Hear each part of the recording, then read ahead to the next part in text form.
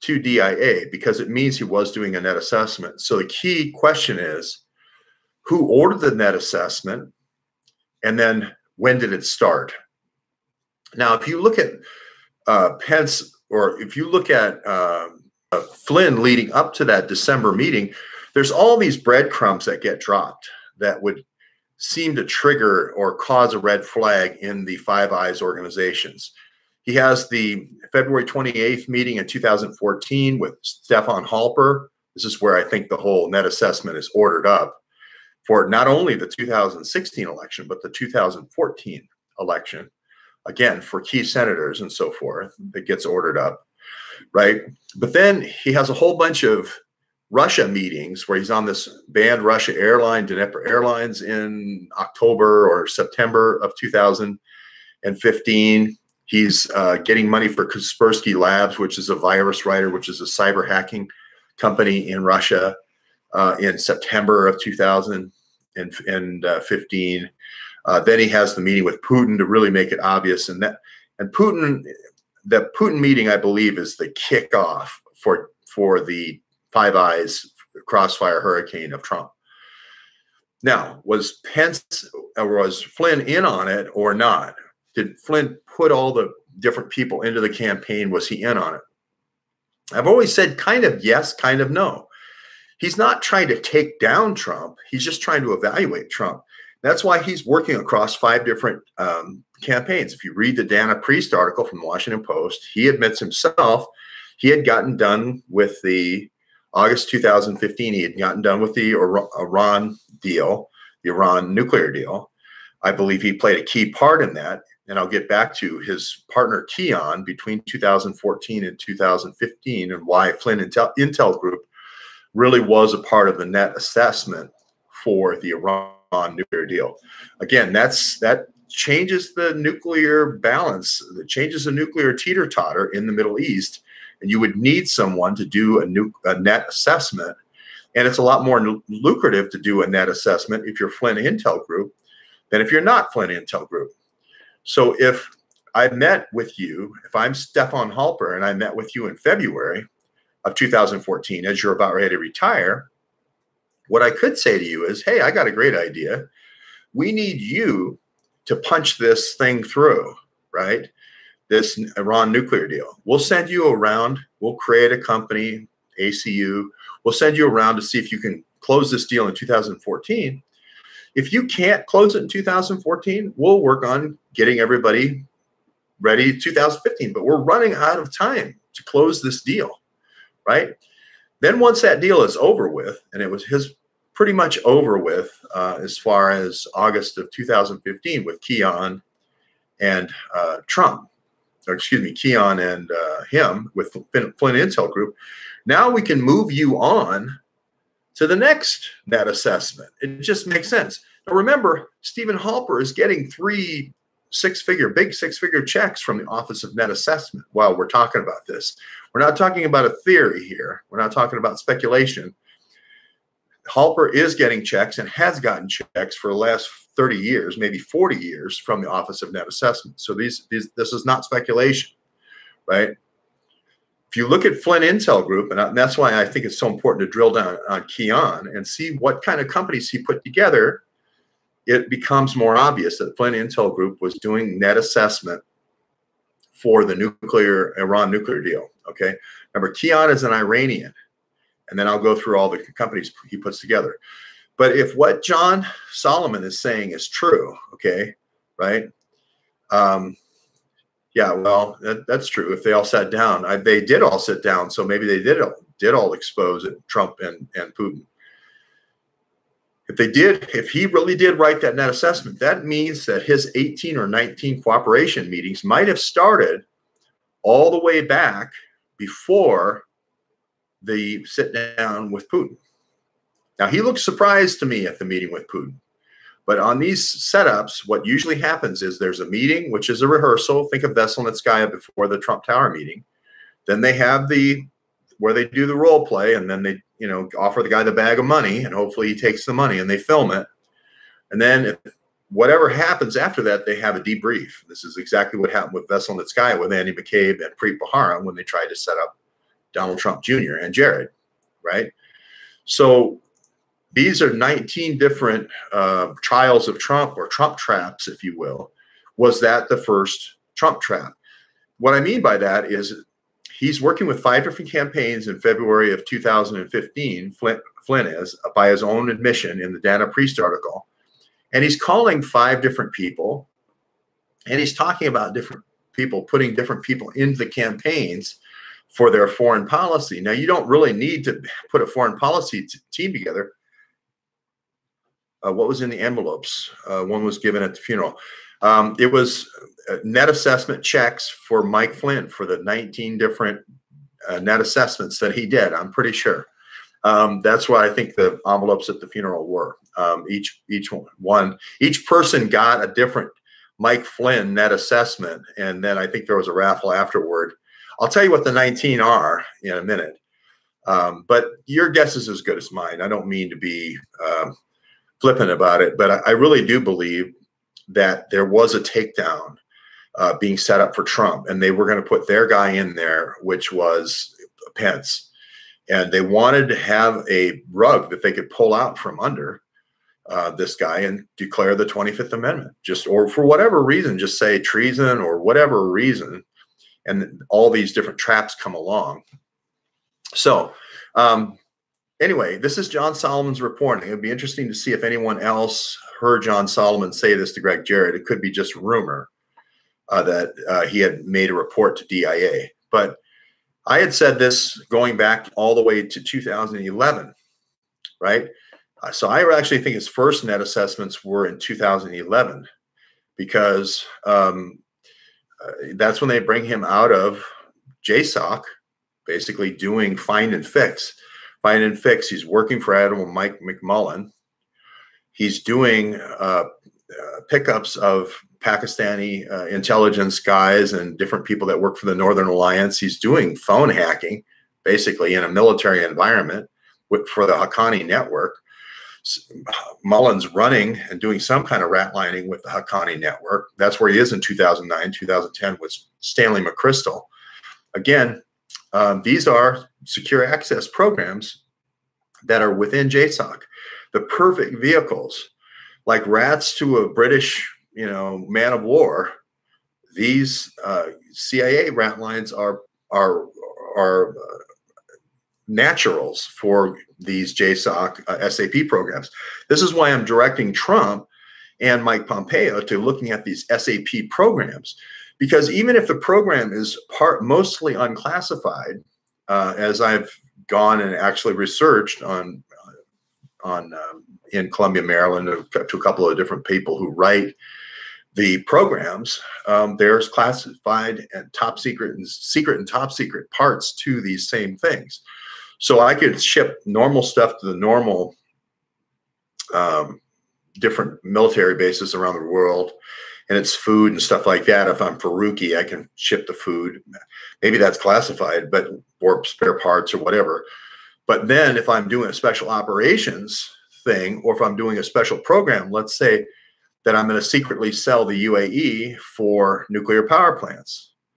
Let's say I'm going to secretly sell the UAE for power plants, and then we're also going to order enough spare parts to also give Saudi Arabia for power plants, like AQ Khan did. He ordered double of everything in Pakistan.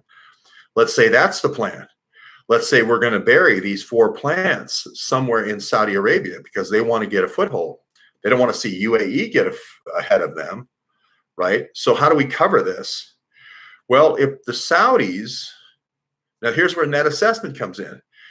If the Iranians know the Saudis are getting 4 nuclear power plants, they're going to feel like they're going to go nuts, right? They're going to want to accelerate their program all the more. But if you give the Iranians 4 nuclear power plants, right, which you did, which they became aware of. I don't know if Mike Flynn told the Saudis or not, but I believe Mike Flynn's fairly close to Saudi intelligence and Israeli intelligence. If you tell the Saudis, hey, Fordow, Natanz, Isfahan, potentially Bandar Abbas or near the tunnels of Bandar Abbas, potentially Mashhad, potentially a research reactor in Tehran. Here you're the Saudis, right? And by extension, UAE. What's your reaction to that when you find out about all these secret reactors? Are you going to make a big stink at the IAEA meeting when it comes to in Vienna in 2015? Yeah, they've been getting away by cheating, right? I want my reactors too. As long as we're on parity here, this is what I think Mike Flynn was very much involved in. As long as we're on parity, we're going to be okay. I believe that the whole Gulf Tainer deal, Uranium One, all the 4 new reactors in UAE, all that, I believe there was 4 in Saudi Arabia, maybe more than 4, but at least 4, and 4 in UAE to get the Saudis whole, get UAE whole, okay, so that the Iranians would sign the deal. The Iranians have $150 billion, remember. Jack Lew wants the $150 billion. He can't get it unless the Iranians sign off on the deal. Jack Lew and Dennis McDonough are both trying to get the $150 million. You have to send somebody over to UAE who's most affected by this, and you have to send somebody over to the Saudis and make them happy. How do you make them happy? I think you say, look, we know that somebody else put in, Struck or whoever put in these secret deals over here. We're going to make you whole over here. Now, there is 4 reactors going into UAE, and they just happen to be called Barak. Now, to me, that could be Barak's 4 reactors, and that's a reaction to the 4 reactors that got put in Bushehr, right? The Bush reactors in Iran. We don't know.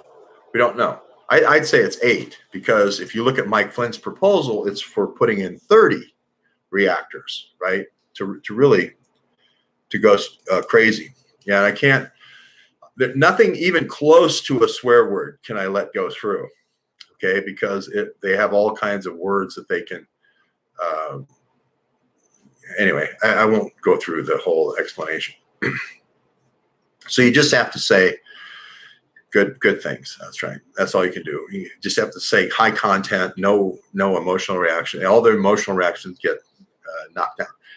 So to me, now let's talk about Cayenne for a second. Nobody wants to do this work. Apparently it's boring, right? I think it's way more exciting than a shutdown because it's the key guy that Judge Sullivan is talking about Mike Flynn selling out his country. And this is Mike Flynn being a traitor. This is Mike Flynn being treasonous, supposedly. This is the basis for Judge Sullivan saying this. Who is this guy? To me, that's big news, right? To me, that seems like, tell me more. What's this guy's deal? Well, Cayenne is kind of this child of Potomac, Maryland. He's kind of the child of the CIA.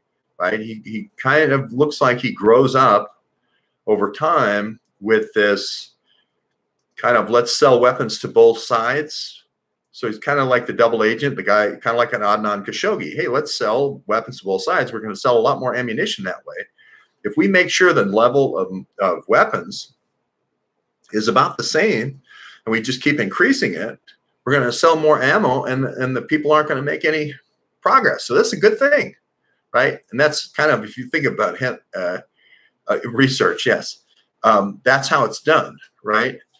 That's why Henry Kissinger believes in a chessboard of balance. He has all these teeter-totters, all these balances. And he was very concerned about anything disturbing the balance. So this is why I believe Kissinger gave or decided to give the 4 reactors to UAE. Now, we're not making this up. There is 4 new Barak reactors going into UAE. This did happen. To me, it makes sense that Gulf Tainer would be the shipping mechanism. Remember, it's a UAE company that did the Gulf Tainer deal. It's, again, coming out of a port that's top secret. Again, it's going to be submarines for the most sensitive part, the Trident submarine, taking the most sensitive parts. But then you can use other kind of front companies to do the shipping for most of the stuff, like Faruqi. right? Faruqi is, again, I think it's great research on Faruqi, all the stuff he shipped and the fact that his lawyer is wearing a wire on him. And now we've got the Wall Street Journal saying you're shipping through Iran, you know, and it's going to our American troops. The food is going through, you know, Iran Revolutionary Guard's hands as it's being put on the trucks, you know, to our troops, which I think is just a huge story. But nobody wants to cover it in Washington. But Keon is an interesting guy because you look back, he's got this relationship to a guy named, it's F-U-I-S-Z. Now, I know this F-U-I-S-Z is not an easy name to say, Fweez, whatever. But man, I'm telling you, for every situation in our nation's history where somehow the enemy got the latest and greatest technology to scare the bejesus out of CNN viewers so that we would pour on more money, this guy seems to be involved. He also seems to be involved in any place where we're taking over intellectual property from another country that's collapsing after a war. So I'll just give you a real quick, this real quick character sketch on this guy named Fawez. He's very connected to F-U-I-S-C. He's very connected, by his own words, to the CIA. Okay. One of the things he's connected to is somehow, I believe he's in Lockerbie, Scotland, of all places, and he sees two trucks being modified to be Scud launchers for Saddam Hussein. Now, is F-U-I-Z-S-Z, F-U-I-S-Z, that guy, is he shipping them Scuds so that we can have a Scud being shot off and scare everybody in Iran so that we then do the Iron Dome around Israel? I don't know, but it just seems like he's involved in this shipping.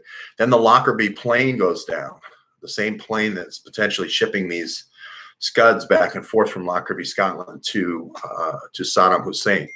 Who knows? Who knows if that's true or not?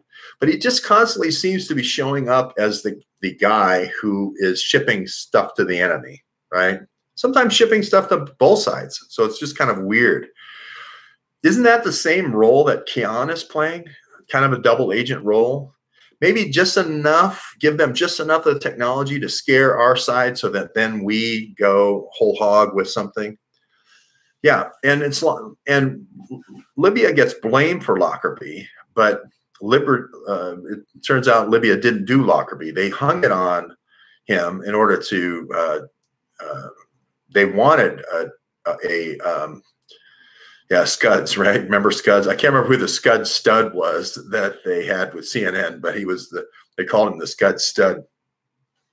Anyway, it just seems like this guy is, if you look at it's really worthwhile looking at his Wikipedia, just this constant involvement in CIA operations all over. And it just seems to be these false flags, which I call school plays. Just enough technology given to the other side to have them fired off to create, you know, fear and panic on our side, so we'll triple the budget on our side. It just seems to be his role. The other thing he seems to be very involved in is pharmaceuticals.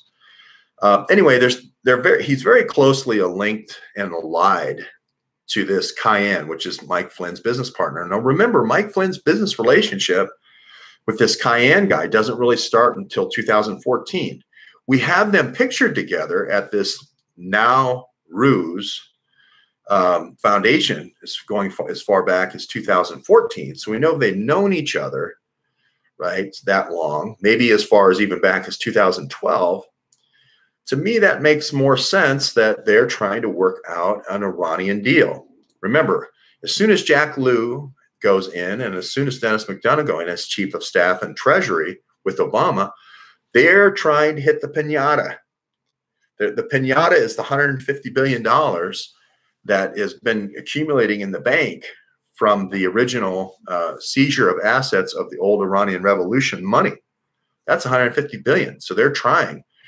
I believe Mike Flynn is the key guy, and I've said this for a long time, working with Keon, who's not really Turkish. He's really Iranian. He speaks Iranian, and he's kind of the go-between. You need somebody to speak Iranian to these guys, right? And find out what's, hey, would you feel okay if if UAE got 4 reactors and, here's their 1, 2, 3 agreement, and they won't be able to make a weapon, and here's how long it'll take them to get medium enriched, and here's here's how many days to 0 days to getting to a weapon, and here's how we're going to monitor it, etc. Right? You have to have a go-between. You have to have somebody go between. Now, if you look at the companies he's involved in, he's involved with this NPR. He's got a couple of friends that are from Bechtel, which builds nuclear power plants. And then he's got this guy from NPR. NPR is a bunch of nuclear engineers. Okay. Remember the 3 guys he has on Flynn Intel Group. One of them is a nuclear sub engineer. To me, that's the guy you need to talk about the nuclear sub program. Nuclear subs require highly enriched uranium, right? So there's a medium enriched uranium that you can test, and then there's a high enriched uranium. They're trying to make the sub reactors work on just medium enriched, but the best, longest life is the highly enriched. But those are the people on Mike Flynn's team. These people are assembled in 2014. These are not people being assembled for the election. The other 2 companies that Cayenne comes up with, one is an iridium phone maker called Theresa, Theresa, Thuraya. These iridium phones, if you know Imran Awan, you love iridium, you love Blackberries. If you're trying to get a pipeline from Iran through Azerbaijan, where this guy's from, Kian, across across Anatolia to this place called Izmir, right? So this major refinery that Kian's working on to get XM Bank money to work on. You can see how all this is kind of playing together. Hey, Iran, if you give a little bit over here on the 4 reactors over in UAE, and maybe 2 of those end up in Saudi Arabia, UAE is kind of the launching pad, if you will. And then we'll set up and we'll get your embargoed oil out of here, and we'll build a pipeline. We got people that we know, like Pinchuk and stuff, that will build the pipeline. We'll tee into the Trans-Anatolia pipeline, and we'll refine your oil. We'll have a capability to refine your oil. Hey, Turkey, this is going to come out on, you're going to be looking good on this thing, right? We're going to put a pipeline across here. We've talked about this. It was done in June of 2018. That pipeline we talked about over 2 years ago by Neil Brown from the Clinton Foundation putting that in. Yesterday, George Papadopoulos said the people from the Clinton Foundation were the ones working on that alternative pipeline, and he was working on the East Med pipeline. Yesterday, George Papadopoulos confirmed everything I had said for the last 2.5 years about the Trans-Anatolia pipeline. And he also confirmed what I had said about Eric Braverman and Avi Braverman's dad at the World Bank, because they wanted to extend that pipeline, keep going from Izmir and the Aegean Sea all the way across through Frank Justa's Thessalonica. Remember, if you go all the way back, you got to go back 2.5 years in the series. But Chelsea's son-in-law, or Chelsea's husband, had a hedge fund. Avi Braverman spoke there. I don't know if people remember this 2.5 years ago. But there was this Northern Trans-Adriatic pipeline that all the Clinton Foundation wanted. And again, you got to go back about 6 months, but I had said that George Papadopoulos was working the alternative pipeline through Greece, wooing the Greek ministers to not go with the Trans-Adriatic pipeline, to go with the Israel pipeline, because they could pick up the Leviathan oil field, then through Cyprus, then up through Greece from the bottom, from the south, rather than from the west, from Turkey. This would keep Turkey from being too powerful. This would keep Israel would have not only would Israel have a way of selling gas to Europe, but it would kind of balance Turkey with Israel. Okay. And I said that Papadopoulos was working on that pipeline yesterday. Thank you very much. Connected Bobby Baccarat Barakat. Okay, Nowruz Gala is Navy big. He was also head of logistics at the USS Kearsarge in Norfolk. I think I saw that Kearsarge in Norfolk. Supply logistics. Bobby Barakat is Navy big. I didn't know that. At Nowruz, the Nowruz Gala. Ooh, that's good. This is good stuff. I like this when it comes in hot like this. That's good stuff. Thank you very much for the super chat. Remember Bobby Barakat. I got to write down Bobby Barakat. That's a fun name to say, Bobby Barakat. If you were on the USS Kearsarge, I would be paging Bobby Barakat just for fun. I'd be saying, Bobby Barakat, can you get some Nowruz backpacks up here for a couple of the villagers? I'd be standing on the big USS Kearsarge, I think it's an aircraft carrier, isn't it? No. Anyway, so supply logistics. Ooh, that's good. Because anytime I hear that, I say, this is the SAP. This is how they're shipping the stuff. The Nowruz is going to be it's going to be a ruse for shipping the stuff. We've got to get the stuff to Iran. We've got to get the stuff to UAE. We've got to get the stuff, and I'm talking about nuclear reactor stuff, to Saudi Arabia. Somebody has to be the go-between doing all these negotiations, right? It doesn't happen by magic. You've got to have a Kian doing this stuff, right? You have to have a guy on the UAE side, who we've said from the beginning, which is Otaiba, working on the 123 agreement, which they passed in 2009, almost instantaneously, to try to make the Saudis whole. And this is how you can almost just sit back and look at the metadata coming at you and go, hey, I get it. They're trying to do the teeter-totter thing. Iran wants to go forward, and Saudi Arabia is doing the cherry bomb thing, where the kid jumps off and says, I'm not going to be on the teeter-totter unless I get 4 reactors. You don't get 4 new reactors unless I get 4 reactors. And you had secret reactors, so now I get 4 reactors, right? And UAE maybe become the rinse that's comfortable to everybody, that's not completely under the control of the Saudis. We don't know the answer to that yet. We do know the 4 Baraka reactors happened. We do know the Gulf-Tainer deal happened. We do know the same guy who approved the Gulf-Tainer deal, the same guy who approved the Uranium One deal. And his name is Aman Mir, right? He still works at the Treasury Department, right? Aman Mir still works at the Treasury Department, I'm pretty sure, right? I still think he's the guy who's doing the SAP. The SAP is going to be a Jack Lew or Dennis McDonough, because you got to get the stuff there. These nuclear power plants take a long time. They have a long chain of supply chain, and there's a heavy requirement of communications, because it's thousands of moving parts. They're all very technical, tight tolerances. Corrosion's your enemy, right? Interesting you mentioned fund the wall. Don't give a penny to fund the wall. These are all DNC fronts. Don't give any money. It's like giving money to Seth Rich, fund. So these are fronts. The Jack, what's his face? These are fronts. Giving any money to anything is a bad idea. If you want to give money to somebody, give me a super chat right now, $5. That way the maximum that could be stolen from you is $5, right? And YouTube's getting $2. So the most I could be getting is $3, right? Rather than you sending $100 off to God knows where, right?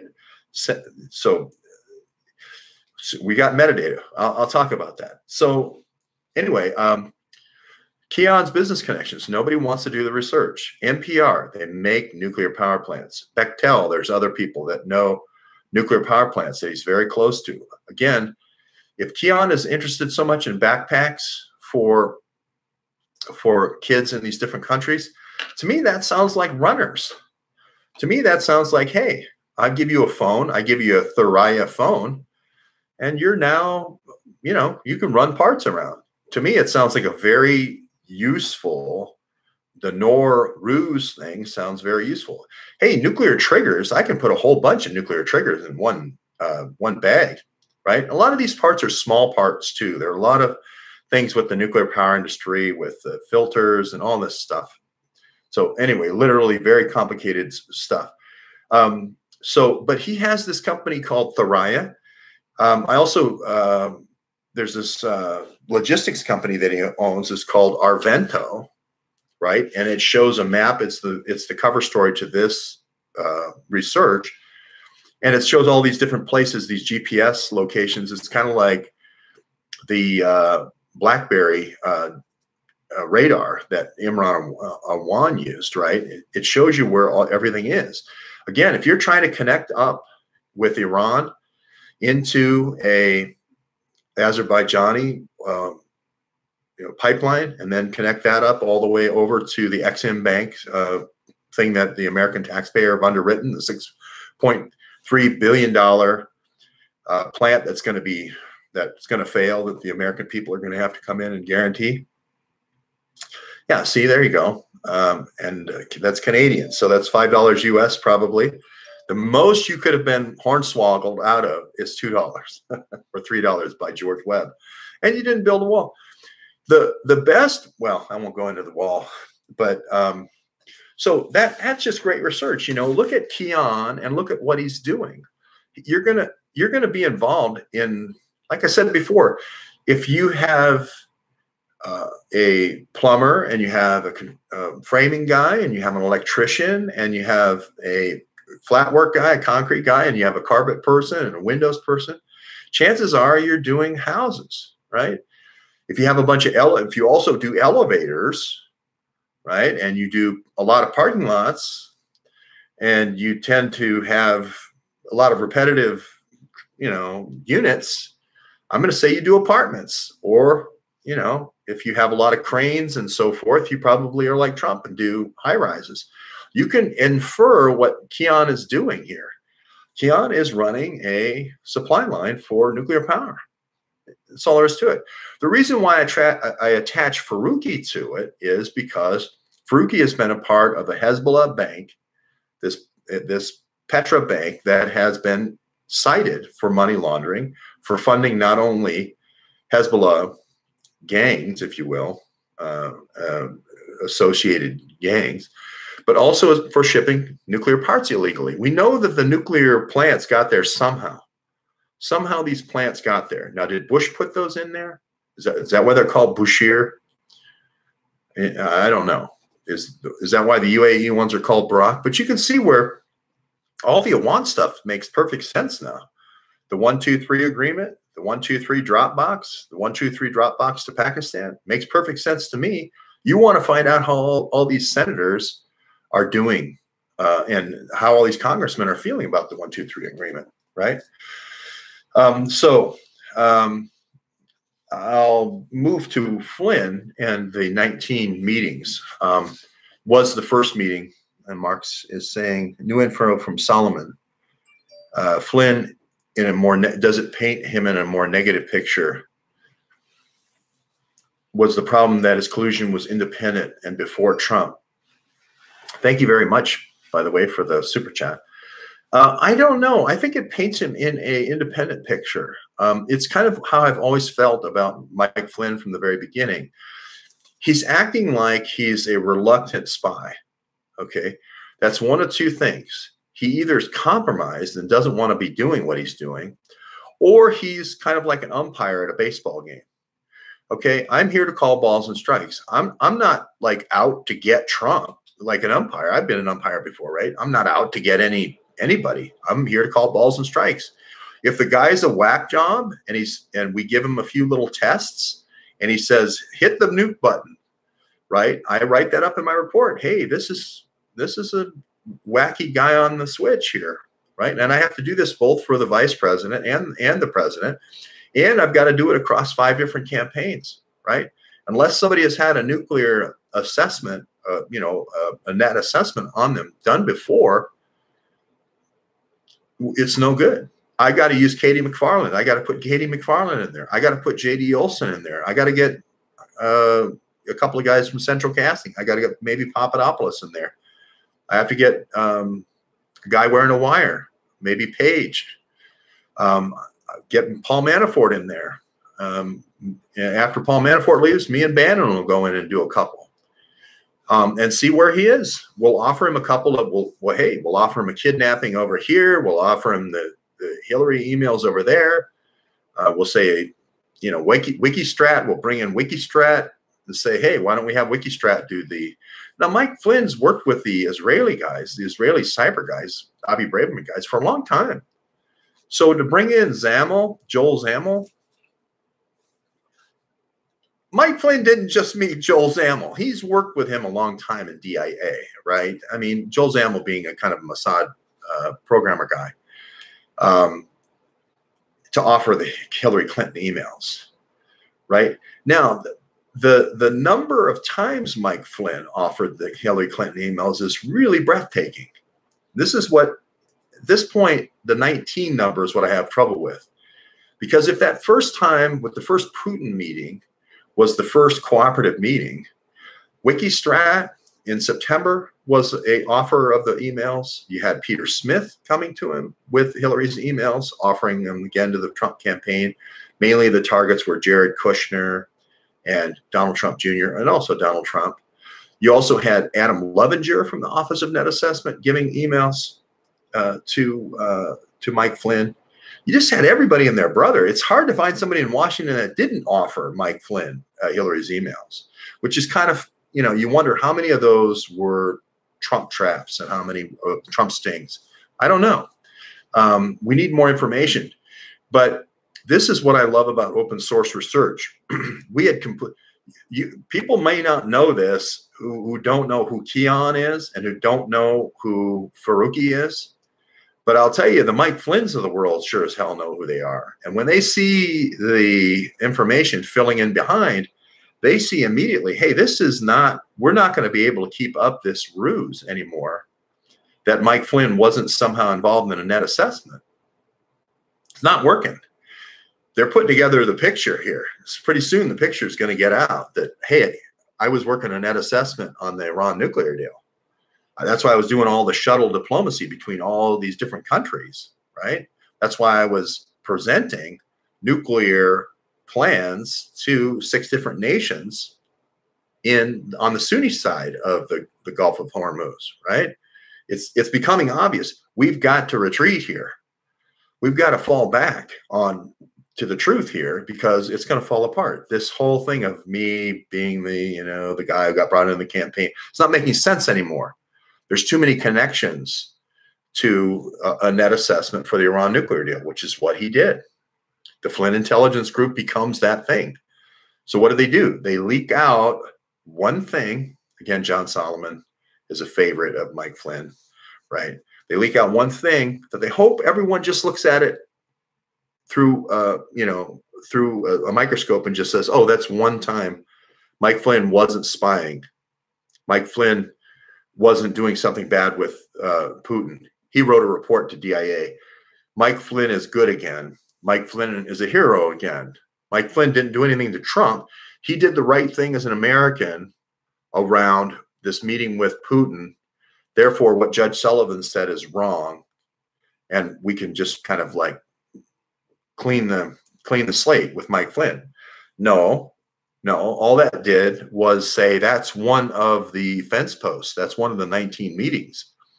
Now what we have to do is fill in where are the rest of the meetings. And as I've said before, again, it's working theory. We don't have the answer. But if you go back and look at the FBI and all their setups, all their traps, all their stings, it's usually, look at Veselnitskaya as a good example with Trump Tower. There's usually a rehearsal. Then they send the person in for the performance, and then they do the debrief. Okay, and that counts as one. Okay, and it's Preet Bharara and Andy McCabe telling her exactly what to say, and then she goes into Trump Tower and says exactly what she says. She has her little recording device, and then she comes out. She says and does a 302, does an interview. And here's what now our next step is. The next step is get to a dinner. I think the next step was get to a dinner with Mike Flynn, not Mike Flynn, get to dinner with Don Jr. and Jared. And then they sent the email. They decided what to do because they didn't get they didn't get the bag taken of money, right? Good morning. So what they did was they said, well, we need to set up another sting, right? We'll send Don Jr. an email to go to dinner with them, and then we'll do the Hillary email thing again because you didn't get it right. And then Jared, Don Jr., I think, sends back an email saying, yeah, it sounds, reasonable. And then Jared puts the kibosh on the meeting. So that didn't work. And if you look at the 19 meetings, the reason why there's so many meetings, so many stings, so many traps, so many bear traps, is because Jared keeps shutting them down. Donald Trump Jr. is like, hey, I don't know this is illegal. Sure, I'll take Hillary emails, right? But Jared knows better. Jared is, shutting these things down as they're going through. Mike Flynn seems to be on the Iraq money trail is interesting. I don't know if that's Evelyn posted if that's the Iraq money trail going all the way back to 2003 when the war started, I think in April of 2003 with Faruqi. But let me tell you something. Faruqi was there every step of the way with Wolfowitz and Chalabi from day one. Again, our research. Again, I didn't know that a week ago. I didn't realize how important Faruqi was going to be to this story. And hence, the only guy covering it, the only guy down there. This is going to connect up with the Keon story. Somebody has to ship the stuff. You don't just go, you know what? I just signed on 5 vendors to do nuclear power plants. Oh, well, there, I'm glad I'm done with that. Where's my, $8 billion I get? I can't remember what the deal was for the 30 nuclear power plants. It was going to be something like 10 billion or 11 billion. I think it was, a huge amount of money, right? 11, 12 billion. I think it's a lot more than that. Usually nuclear power plants, at least 2 billion. So anyway, maybe that was their commission. But, you don't sign on a whole bunch of vendors and then go, hey, I'm going to watch my bank account now and see when the billions come in.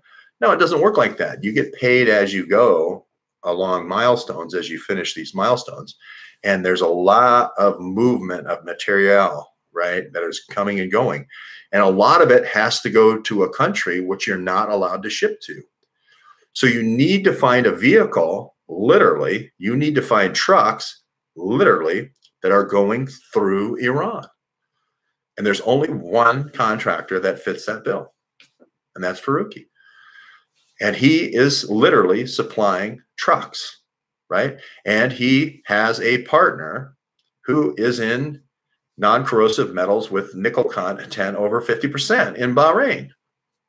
Hey, that's convenient because that's exactly what we need for centrifuges. Huh. Imagine that. We don't know all the details yet, and maybe it's a little too speculative and people don't see how the Cayenne, Mike Flynn, business partner, kind of the organizer, these are the salesmen, and Faruqi, who is more the delivery guy, and making sure that the stuff actually shows up on the site and gets built, right? Maybe they don't see how these two things are going to come together and meet, but I believe they are. And the key data is going to be the government's case through these secret recordings that the lawyer does, BRAS, B-R-A-U-S. So that's coming. We don't know if that's true or not, and maybe it's a little bit speculative. But we do know Keon is very closely tied with the 2 different nuclear power folks. One of them's NPR. Again, this goes all the way back to this F-U-I-S-Z guy who seems to always be like right in the CIA's bowels, giving technology to the other side to do these balancing acts. I'm not saying he's a bad guy. I'm just